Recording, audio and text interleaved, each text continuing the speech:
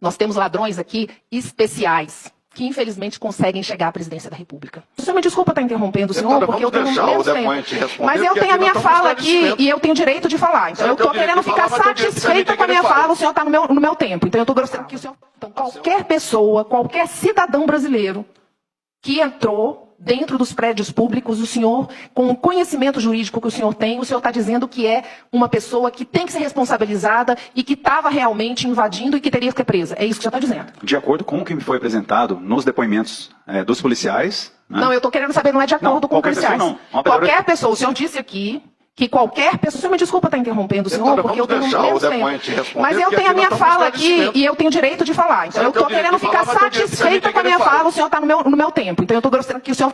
A senhora tem o direito de falar, de perguntar, mas ele tem a obrigação de responder. Portanto, a senhora vai falar e depois eu vou conceder o tempo que for necessário para ele responder. O senhor não tem direito a isso de interromper meu tempo. E eu quero dizer que no meu tempo eu tenho que estar contemplada, porque o senhor tem que entender o que eu estou falando.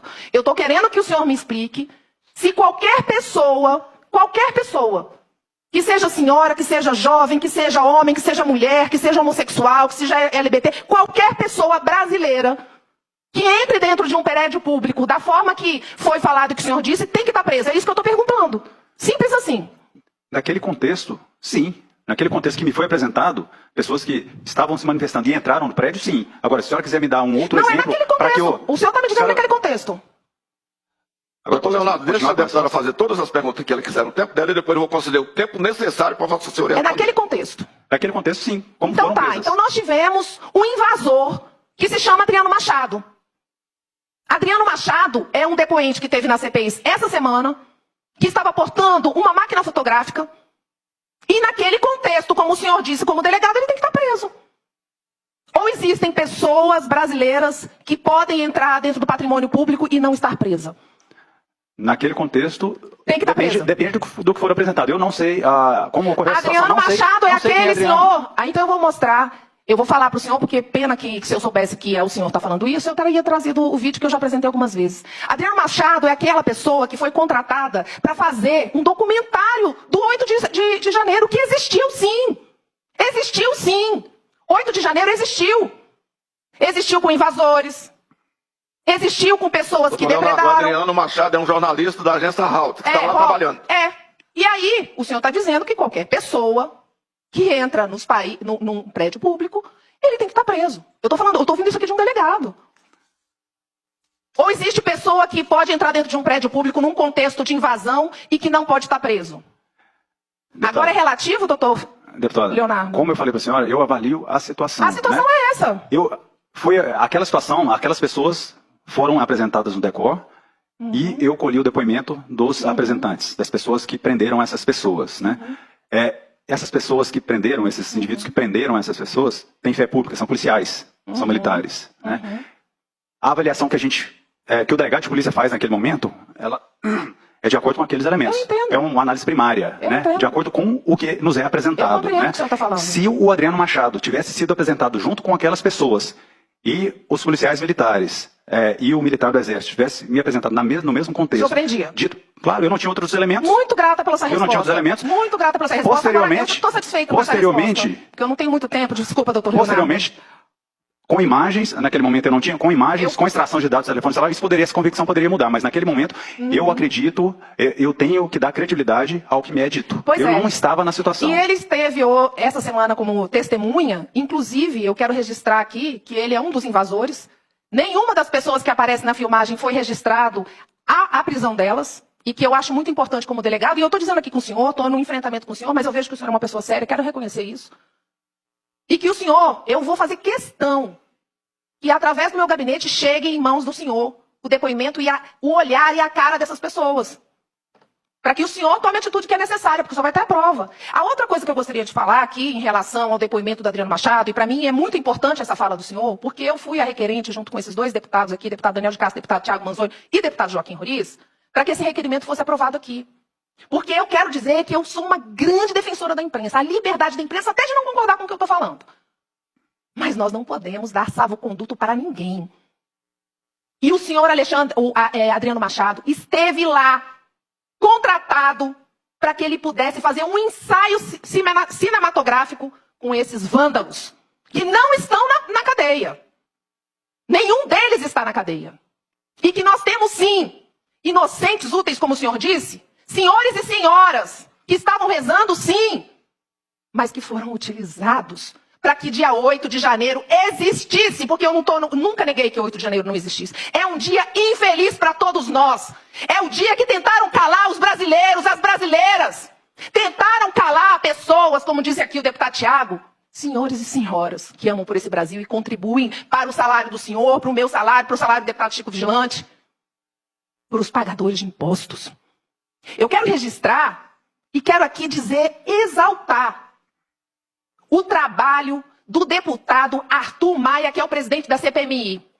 Um colega que foi meu e eu estou querendo aplaudir o presidente da CPMI. Ele tem feito um trabalho de excelência, dando voz, com muita seriedade e muita responsabilidade, para os parlamentares, senadores e deputados da oposição e da base, porque é assim que se faz uma democracia, respeitando os diferentes. Quero registrar que o ministro Flávio Dino, ele se recusou a dar imagens, mais de 30 imagens que foi colocado, isso porque foi autorizado pelo STF. Esse mesmo ministro Flávio Dino, que era responsável pela Guarda Nacional, e que o senhor Adriano Machado disse a essa CPMI que viu a Guarda Nacional inerte no estacionamento do Ministério da Justiça. Isso não sou eu que estou falando, não. É o senhor Adriano Machado, do qual o senhor disse que pelo que está sendo posto, devia estar preso. E que estava sendo contratado por uma agência para fazer um cinema do 8 de janeiro. Fazendo, sim, como o senhor dessa semana, o senhor Miguel Ritter, que eu conheci a filha dele, Gabriela Ritter, uma advogada, que uniu várias famílias que estão presos lá, senhoras e senhores, que eu fui visitar, e que a gente vê que não são criminosos, que nem os criminosos que muitas das vezes estão no poder. Que já tiveram, sim, presos por atos de corrupção. E essa corrupção, que eu digo, que eu já ouvi de delatores da CPI do BNDES, do qual eu era vice-presidente, e que roubaram o nosso Brasil. Só no BNDES roubaram R$500 bilhão. Roubo, seu Leonardo. Mata. Roubo tira a oportunidade das nossas crianças. Roubo faz com que as pessoas não tenham acesso à saúde. Roubo é isso. Não é só o ladrão que rouba o celular, não. Nós temos ladrões aqui especiais, que infelizmente conseguem chegar à presidência da República. Essa é a situação do nosso Brasil. Essa é a situação que, infelizmente, o ministro Flávio Dino não só entregou as filmagens que foram autorizadas pelo STF, mas o ministro Flávio Dino também está querendo arrumar uma Guarda Nacional permanente. E que nós, parlamentares, os 24 parlamentares desse Distrito Federal, temos que estar unidos para que nós não possamos permitir isso. Porque, como o senhor disse, senhor doutor Leonardo, a Polícia Civil de nossa Brasília é uma referência nacional.